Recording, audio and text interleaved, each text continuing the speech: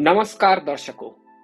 आज हम बात करने वाले हैं एक ऐसे संत की जिन्होंने अपने दोहे और अपने विचारों से संसार की हर एक पद्धति पे सवाल उठाया। उन्होंने इस पूरे संसार की नींव हिला के रख दी। जी हाँ, हम बात करने जा रहे हैं महान कवि संत कबीर दास जी की। भक्ति काल के कवियों में संत कबीर दास जी का एक अलग ही स्थान है। उन्होंने न सिर्फ भक्ति भावना की प्रेरणा जनमानस को दी, बल्कि ईश्वर को ब्रह्म रूप का गुणगान किया। वे निर्गुण ब्रह्म के उपासक कहलाए। कबीर का जन्म जिस परिवेश में हुआ था, उसमें उनके काव्य, व्यक्तित्व और भक्ति भावना पर प्रभाव पड़ना आवश्यक था। कहा जाता है कि वे विधवा ब्राह्मणी के गर्भ से जन्मे। नीरू और नीमा नामक जुलाहे के घर पर उनकी परवरिश हुई। गुरु रामानंद के शिष्य बने। कबीर की वाणी में पूजा पाठ के ब्राह्म्य आडंबर की भर्त्सना की गई है। कभी वे मुल्ला मौलवियों पर व्यंग कसते हुए कहते हैं कि कांकर पाथर जोड़ के मस्जिद बना ली गई है, उस पर मुल्ला अजान देता है, क्या खुदा बहरा हो गया है? तो कभी पूजा पद्धति पर आपत्ति उठाते हुए कहते हैं कि पत्थर पूजने से हरि यदि मिलता हो तो मैं पहाड़ पूजने को तैयार हूं। वे तो ईश्वर को घट घट में होने की बात कहते हैं। गुरु की महिमा को वे सर्वोपरि मानते हैं। कबीर के शब्दों में गुरु और गोविंद दोनों में से किसी को चुनना हो तो वे गुरु को ही श्रेष्ठता देंगे, क्योंकि गुरु ही वह शक्ति होती है जो ईश्वर को प्राप्त करने का मार्ग प्रशस्त करता है। कबीर किसी धर्म विशेष के न होकर सभी धर्मों के लिए थे। उनके शिष्यों में हिंदू और मुसलमानों की बराबर की साझेदारी थी। कहा जाता है कि उनके ब्रह्म में विलीन हो जाने के बाद, अर्थात मृत्यु उपरांत, उनके हिंदू मुसलमान शिष्य आपस में इस बात को लेकर झगड़ने लगे कि उनके पार्थिव शरीर को जलाएंगे या दफनाएंगे। इस झगड़े में किसी ने शव पर से चादर हटाई तो मृतदेह पूरी की पूरी तरह पुष्प में परिवर्तित हो गई थी। उन पुष्पों को आधा आधा दोनों संप्रदाय में बांट दिया गया और फिर दोनों संप्रदाय उसे अपनी विधि से उसका अंतिम संस्कार किया। इस YouTube सीरीज में मैं कोशिश करूंगा कि कबीर जी के सारे दोहों को आसान भाषा में उसका अर्थ समझा सकूं और उसका इस्तेमाल कैसे किया जा सकता है ये बता सकूं। और हर एक वीडियो के अंत में एक छोटा सा क्विज होगा जिसका उत्तर आप लोग कमेंट में दे सकते हैं।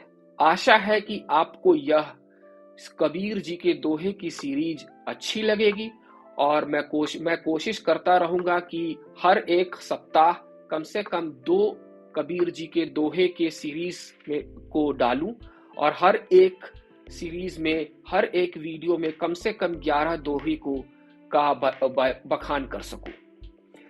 धन्यवाद। आगे बढ़ते हैं हम लोग कबीर जी के दोहे की तरफ। दुख में सुमिरन सब करे, सुख में करे ना कोय। जो दुख में सुमिरन करे तो दुख काहे को होए। कबीर जी कहते हैं कि दुख में तो परमात्मा को सब याद करते हैं, सुख में कोई याद नहीं करता। जो उन्हें सुख में स्मरण करे तो दुख ही क्यों हो। तिनका कभू ना नींदिए, जो पांव तले होए। कभू उड़ आंखों पड़े, पीर घनेरी होए। कबीर जी कहते हैं, तिनका को भी छोटा मत समझो, चाहे वह आपके पांव तले हो, क्योंकि यदि वह उड़कर आपकी आंख में गिर पड़े तो कितना कष्ट देता है। माला फेरत जुग भया, फिरा न मन का फेर। कर का मन का डार दे, मन का मन का फेर। कबीर जी कहते हैं कि माला फेरते फेरते युग बीत गया, तब भी मन का कपट दूर नहीं हुआ है। हे मनुष्य, हाथ का मन का छोड़ दे और अपने मन रूपी मनके को फेर, अर्थात मन का सुधार कर। गुरु गोविंद दोनों खड़े, काके लागू पाएं। बलिहारी गुरु, आपने गोविंद दियो बताए। गुरु और ईश्वर दोनों मेरे सामने खड़े हैं, मैं किसके पांव पड़ूं। कबीर जी कहते हैं कि हम तो अपने गुरु की ही बलिहारी है, जिन्होंने हमें परमात्मा के बारे में बताया है। बलिहारी गुरु आपनो घड़ी घड़ी 100 बार मानुष से देवत किया करत न लगी बार। मैं तो बार बार अपने गुरु की बलिहारी हूं कि जिन्होंने थोड़े से प्रयत्न में ही मनुष्य से देवता कर दिखाया। कबीर माला मन ही की और संसारी भीख, माला फेरे हरी मिले गले रहट के देख। कबीर जी कहते हैं कि माला तो मन की ही होती है, बाकी तो सब लोग दिखावा है। अगर माला फेरने से ईश्वर मिलता हो तो रहट के गले को देख, कितनी बार माला फिरती है। दिल की माला फिरने से ही परमात्मा मिलता है। यहां रहट का मतलब खेतों की सिंचाई के लिए कुएं से पानी निकालने का एक प्रकार का यंत्र है, जो गोलाकार पहिए के रूप में होता है और जिस पर हावड़ियों की माला पड़ी रहती है। साईं इतना दीजिए जा में कुटुंब समाए, मैं भी भूखा ना रहूं, साधु ना भूखा जाए। कबीरदास जी कहते हैं कि परमात्मा तुम मुझे इतना दे दो कि जिसमें परिवार का गुजारा चल जाए, मैं भी भूखा ना रहूं और साधु भी भूखा ना जाए।